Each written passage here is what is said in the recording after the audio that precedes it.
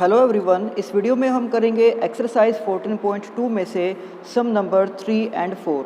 तो यहाँ पर सम नंबर 3 की स्टेटमेंट है the relative humidity in percent of a certain city for a month of 30 days was as follows. तो एक सिटी के 30 डेज़ के लिए यहाँ पर ह्यूमिडिटी दी गई है 98.1, 98.6, 99.2 and up to so on. और हमें इसमें कहा गया है construct a grouped frequency distribution table with class 84 to 86, 86 to 88 and up to so on. आगे फिर इसमें कहा गया है कि विच मंथ और season do you think this data is about, यानी कि फिर हमें ये बताना है कि किस सीज़न के लिए या फिर किस मंथ के लिए ये डेटा हमें दिया गया है। एंड थर्ड, उसके बाद फिर हमें बताना है what is the range of this data. तो चलिए करते हैं सम का सोल्यूशन। तो सबसे पहले हम यहाँ पर लिखेंगे a grouped frequency distribution table of class size 2 has to be constructed. The class intervals will be 84 to 86, 86 to 88, 88 to 90 and up to so on.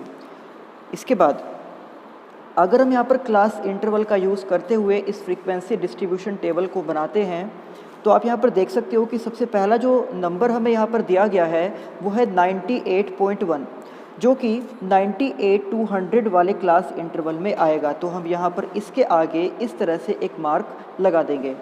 उसके बाद फिर नेक्स्ट है 98.6, तो ये भी इसी क्लास इंटरवल में ही आएगा। देन थर्ड हमारे पास है 99.2 और ये वैल्यू भी इसी क्लास इंटरवल में ही आएगी। फिर हमारे पास आता है 90.3 और 90.3 जो है वो 90 से 92 वाले क्लास इंटरवल में आ जाएगा। 86.5 ये आएगा सेकंड क्लास इंटरवल में, यानी कि 86 to 88 वाले में। फिर है 95.3 और ये आएगा 94 to 96 वाले क्लास इंटरवल के अंदर। देन 92.9 और ये वैल्यू आएगी 92 से 94 वाले क्लास इंटरवल के अंदर। देन इसके बाद है 96.3 और ये वैल्यू 96 से 98 वाले क्लास इंटरवल में आएगी। फिर है 94.2, तो ये 94 से 96 वाले क्लास इंटरवल की वैल्यू है। देन 95.1, तो ये भी 94 से 96 वाले क्लास इंटरवल की ही एक वैल्यू है। फिर हमारे पास आता है 89.2, तो ये 88 से 90 वाले क्लास इंटरवल में आ जाएगा। देन 92.3, तो ये आ जाएगा 92 से 94 वाले क्लास इंटरवल में। फिर इसके बाद है 97.1 और ये आएगा 96 से 98 वाले क्लास इंटरवल के अंदर। उसके बाद है 93.5, तो ये आ जाएगा 92 से 94 वाले क्लास इंटरवल में। फिर है 92.7, तो ये आ जाएगा 92 से 94 वाले क्लास इंटरवल में। फिर आता है 95.1, तो ये होगा 94 से 96 वाले क्लास इंटरवल में। उसके बाद नेक्स्ट लाइन में है 97.2, तो ये आ जाएगा 96 से 98 वाले क्लास इंटरवल में। देन 93.3, तो ये आ जाएगा 92 से 94 वाले क्लास इंटरवल में। और आप वहाँ पर देख सकते हो कि पहले से ही 4 मार्क्स लगे हुए हैं, तो 5th मार्क्स को हम इस तरह से क्रॉस करके लगा देंगे। देन इसके बाद है 95.2, तो ये आ जाएगा 94 से 96 में, और यहाँ पर भी 4 मार्क्स पहले से लगे हुए हैं, तो 5th वाले को इस तरह से हम क्रॉस करके लगा देंगे। देन 97.3, तो ये आ जाएगा 96 से 98 वाले क्लास इंटरवल में। फिर हमारे पास आएगा 96.2, तो ये आ जाएगा 96 से 98 वाले क्लास इंटरवल में ही, और यहाँ पर पहले से ही 4 मार्क्स हो चुके थे, तो 5वें मार्क्स को इस तरह से हम क्रॉस करके लगा देंगे। देन 92.1, तो ये आ जाएगा 92 से 94 वाले क्लास इंटरवल में। फिर आता है 84.9, तो ये आ जाएगा सबसे पहले क्लास इंटरवल में, यानी कि 84 से 86 वाले में। फिर है 90.2, तो ये 90 से 92 वाले क्लास इंटरवल में आएगा। फिर है 95.7, तो ये 94 से 96 वाले क्लास इंटरवल में आएगा। फिर है 98.3, तो ये सबसे लास्ट वाले क्लास इंटरवल में, यानी कि 98 से 100 वाले क्लास इंटरवल में ये वैल्यू आएगी। फिर है 97.3, तो ये आ जाएगा 96 से 98 वाले क्लास इंटरवल के अंदर। उसके बाद 96.1, तो ये वैल्यू आ जाएगी 96 से 98 वाले क्लास इंटरवल में ही। फिर है 92.1, तो ये वैल्यू आ जाएगी 92 से 94 वाले क्लास इंटरवल में। और फिर सबसे लास्ट में है 89, तो ये वैल्यू आ जाएगी 88 से 90 वाले क्लास इंटरवल के अंदर। अब जब हम इन टैली मार्क्स को काउंट करके लिखेंगे तो सबसे पहले इंटरवल में हमारे पास वैल्यू आई है 1, उसके बाद नेक्स्ट वैल्यू भी 1 है, थर्ड इंटरवल के अंदर वैल्यू है 2, उसके बाद फोर्थ इंटरवल के अंदर भी वैल्यू 2 है, उसके बाद जो क्लास इंटरवल है 92 से 94, तो उसके सभी टैली मार्क्स को अगर हम काउंट करते हैं तो उनका सम बन रहा है 7। उसके बाद 94 से 96 वाले क्लास इंटरवल में जो टैली मार्क्स हमने मार्क किए हैं वो सभी टोटल मिलाकर 6 हैं। देन 96 से 98 वाले क्लास इंटरवल में जो टैली मार्क्स हमने लगाए हैं उनका सम है 7। और सबसे लास्ट का जो क्लास इंटरवल है उसके अंदर हमने 4 मार्क्स लगाए थे। और अब अगर हम इन सभी नंबर्स को ऐड करके देखते हैं तो इन सभी का सम हमारे पास आ जाएगा 30, क्योंकि स्टेटमेंट में हमें यही कहा गया था कि जो डेटा है वो 30 डेज़ का ह्यूमिडिटी का डेटा हमें दिया गया है। तो इस तरह से हमने यहाँ पर एक फ्रीक्वेंसी डिस्ट्रीब्यूशन टेबल को बना दिया है। अब जो यहाँ पर हमसे सेकंड पार्ट में पूछा गया था कि विच मंथ और season do you think this data is about, तो हमें ये बताना है कि किस मंथ या फिर किस सीज़न का डेटा हमें दिया गया है। तो जैसे कि आप सभी वैल्यूज़ यहाँ पर देख सकते हो कि ये सभी वैल्यूज़ जो परसेंटेज में दी गई हैं वो 100 के बहुत ज़्यादा पास है, यानी कि काफ़ी ज़्यादा ह्यूमिडिटी का ये डेटा हमें दिया गया है।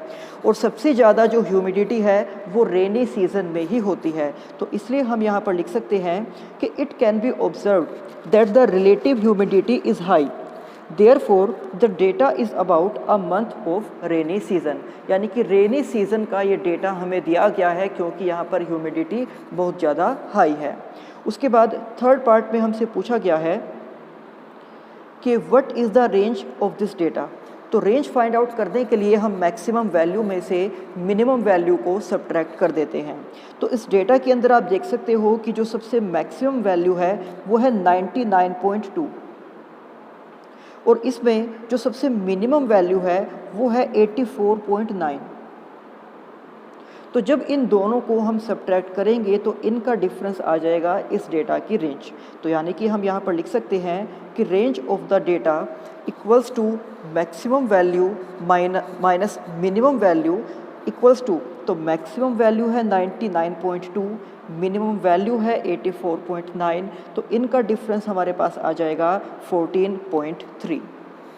सम नंबर 4, तो सम नंबर 4 की स्टेटमेंट है the heights of 50 students measured to the nearest centimeters have been found to be as follows. तो हमें यहाँ पर 50 स्टूडेंट्स की हाइट्स दी गई है सेंटीमीटर में और हमें यहाँ पर इसको भी एक ग्रुप्ड फ्रीक्वेंसी डिस्ट्रीब्यूशन टेबल में रिप्रेजेंट करना है।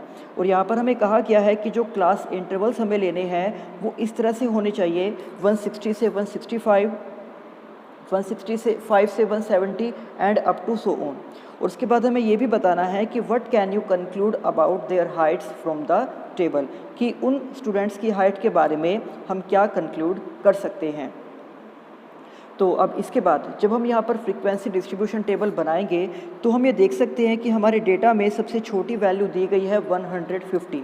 तो इसलिए हम जो क्लास इंटरवल लिखेंगे उसमें सबसे पहले आ जाएगा 150 से 155, देन 155 से 160, उसके बाद 160 से 165, उसके बाद आएगा 165 से 170 एंड देन 170 से 175। तो अब इसके बाद यहाँ पर भी टैली मार्क्स का यूज़ करते हुए ही हम इस टेबल को कंप्लीट कर सकते हैं। जैसे कि सबसे पहली वैल्यू हमें दी गई है 150, तो वो फर्स्ट वाले क्लास इंटरवल के अंदर आ जाएगी। फिर नेक्स्ट वैल्यू है 154 जो कि फर्स्ट इंटरवल में यानी कि 150 से 155 वाले में ही आ जाएगी। 165, तो इस वैल्यू को हमें काउंट करना होगा 165 से 170 वाले क्लास इंटरवल के अंदर।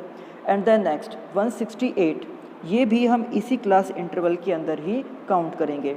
उसके बाद आता है 161, तो ये जो वैल्यू है ये इस क्लास इंटरवल में आ जाएगी यानी कि 160 से 165 में।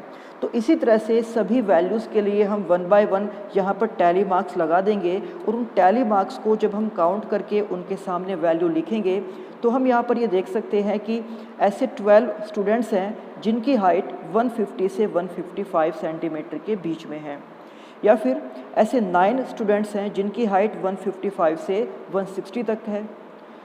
14 ऐसे स्टूडेंट्स हैं जिनकी हाइट 160 से 165 तक है। तो इस तरह से जब हम इन सभी नंबर्स को ऐड करेंगे तो इनका टोटल आ जाएगा 50, और आप ये देख सकते हो कि 50 स्टूडेंट्स का डेटा ही हमें यहाँ पर दिया गया था।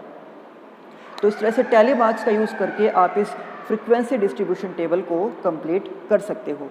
अब इसी सम के सेकंड पार्ट में हमसे पूछा गया था कि what can you conclude about their heights from the table, कि उनकी हाइट के बारे में हम क्या कंक्लूड कर सकते हैं। तो हम यहाँ पर लिखेंगे it can be concluded that more than 50% of the students are shorter than 165 centimeter, कि 50% से ज़्यादा स्टूडेंट्स ऐसे हैं जिनकी हाइट 165 सेंटीमीटर से कम है। तो ये थे एक्सरसाइज 14.2 के सम नंबर 3 एंड 4। अब इसी एक्सरसाइज के बाकी सम हम करेंगे नेक्स्ट वीडियो में।